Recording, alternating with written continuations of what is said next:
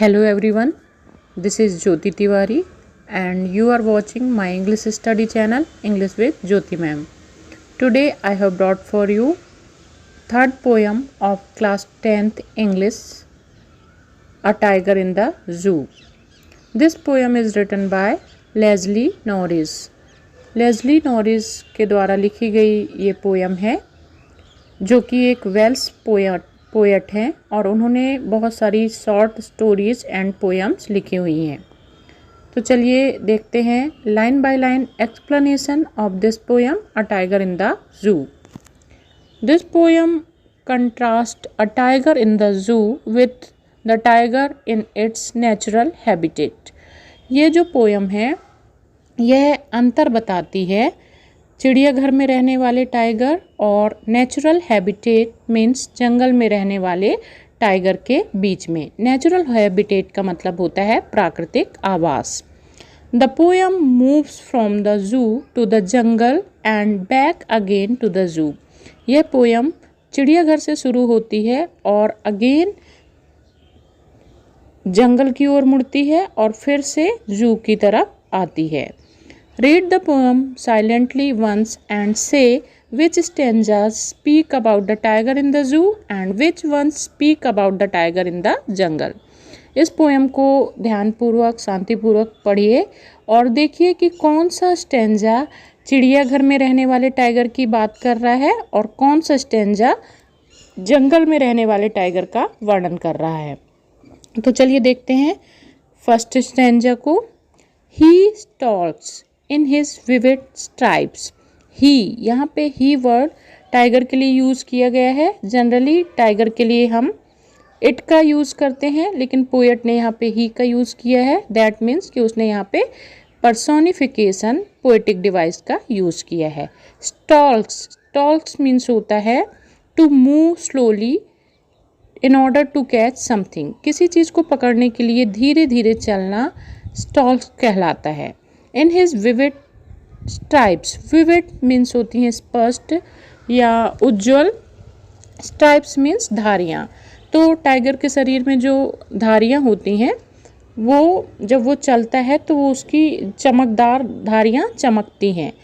The few steps on his cage, वह कुछ कदम चलता है अपने केज मीन्स पिंजड़े में।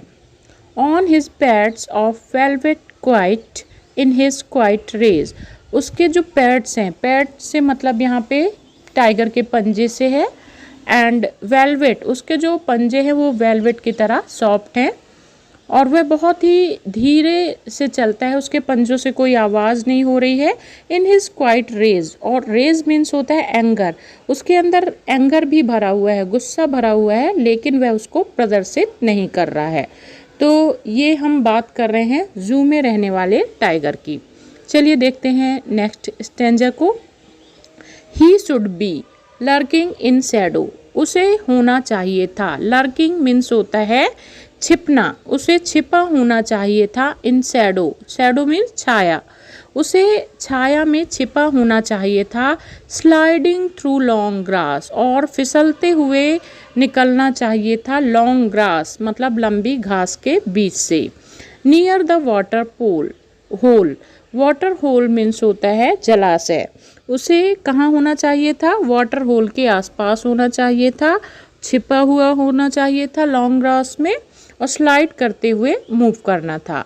वेयर प्लम्प डियर पास, जहाँ से प्लम्प, प्लम्प मीन्स होता है फैट, फैटी, मोटे ताजे डियर जहाँ से पास होते हैं वहाँ से उसको गुजरना चाहिए था। तो ये हम बात कर रहे हैं जंगल में रहने वाले टाइगर की। Third stanza, he should be snarling around houses. Snarling means गुर्राना, दहाड़ना। अराउंड हाउसेस, घरों के आसपास, उसे गुर्राना चाहिए था, दहाड़ना चाहिए था घरों के आसपास। कहाँ के घरों के आसपास? At the jungle's edge, edge means होता है किनारा, जंगल के किनारे जो घर बने हुए हैं उसके आसपास उसको दहाड़ते हुए रहना चाहिए था। Bearing his white fangs his clause, और बेयरिंग मीन्स होता है शोइंग, उसे दिखाना चाहिए था अपने white fangs, fangs mean teeth, उसे अपने वाइट दांतों को दिखाते हुए और अपने क्लॉज मीन्स अगेन पंजे, अपने पंजे और दांतों को दिखाना चाहिए था। Terrorising the village, terrorising means डराना, जो जंगल के आसपास के गांव हैं उनको उसे डराना चाहिए था अपनी दहाड़ से और अपने पंजों से और टीथ से। But he is locked in a concrete cell, लेकिन वह तो कैद है। कहाँ पे बंद है वो? कॉन्क्रीट सेल में। कॉन्क्रीट मीन्स ब्रिक्स और सीमेंट से बनी हुई सेल। सेल मीन्स छोटी कोठरी, जो जेल होती है उसकी जो कोठरी होती है उनको सेल बोला जाता है। तो वह चिड़ियाघर में एक कैद खाने की तरह कैद है। हिज स्ट्रेंथ बिहाइंड बार्स, और उसकी जो स्ट्रेंथ है, पावर है, वो बार मीन्स लोहे की रॉड्स जो होती हैं उनके पीछे है।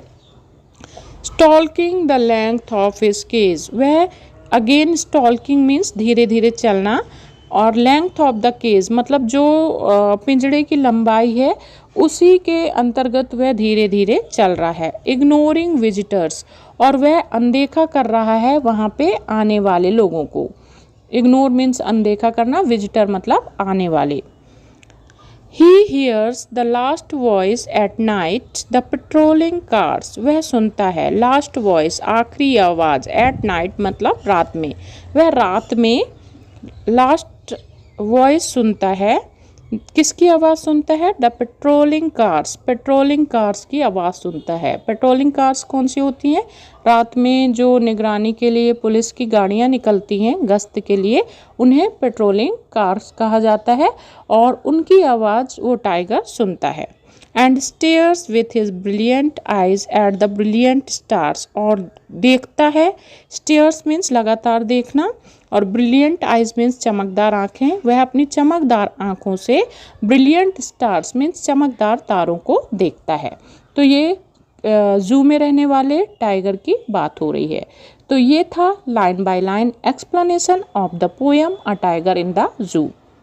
अगर आपको कोई लाइन इसमें समझ में नहीं आई हो तो आप कमेंट बॉक्स में लिख के हमको बता सकते हैं, और हमारे अगले वीडियो में हम देखेंगे इसकी पोएटिक डिवाइस के बारे में। Till then keep on studying, have a good day.